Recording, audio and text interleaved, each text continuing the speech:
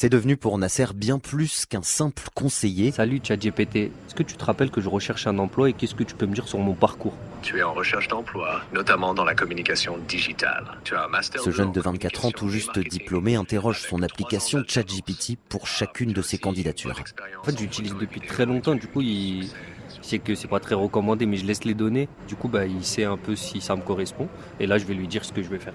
Cette offre me correspond. Est-ce que tu peux m'écrire un léger paragraphe, pas trop long, avec un ton naturel pour postuler à cette offre? Bien sûr. Bonjour. Diplômé d'un Master 2 en communication et marketing. ChatGPT est indispensable. Il écrit une lettre de motivation. Je vais copier-coller mon CV par moment. Je vais lui dire est-ce que je dois changer des choses par rapport à cette offre-là. Donc dans tout le processus, je pense qu'il intervient au moins pour corriger les fautes et après un peu plus. Il y a des limites. Par exemple, on sait qu'il va proposer à peu près la même chose à tout le monde. Il ne sera pas 100% me conseiller comme un humain. Il faut en avoir conscience. D'après une étude pilotée par France Travail, au moins 3 demandeurs d'emploi sur 4 ont eu recours à l'IA. Bienvenue chez GoJob. Une IA indispensable, c'est aussi le cas du côté des recruteurs.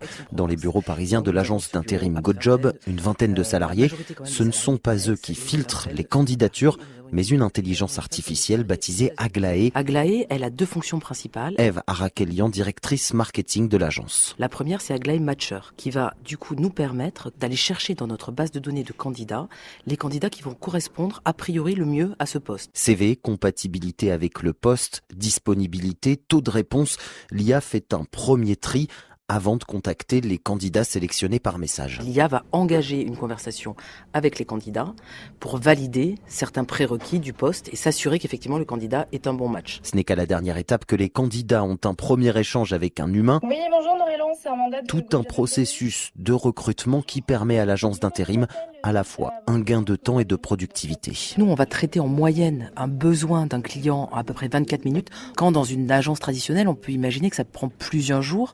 On a des gains de productivité qui sont majeurs parce que évidemment, du coup, on a besoin de, à peu près 2 fois moins, voire 3 fois moins de recruteurs pour arriver à faire le même travail de la manière la plus optimale. Le recours à l'IA dans le recrutement n'est pas sans danger. L'Union européenne le considère même comme un secteur à haut risque, en cause les algorithmes qui peuvent reproduire certains biais comme des discriminations de genre, d'âge ou d'origine.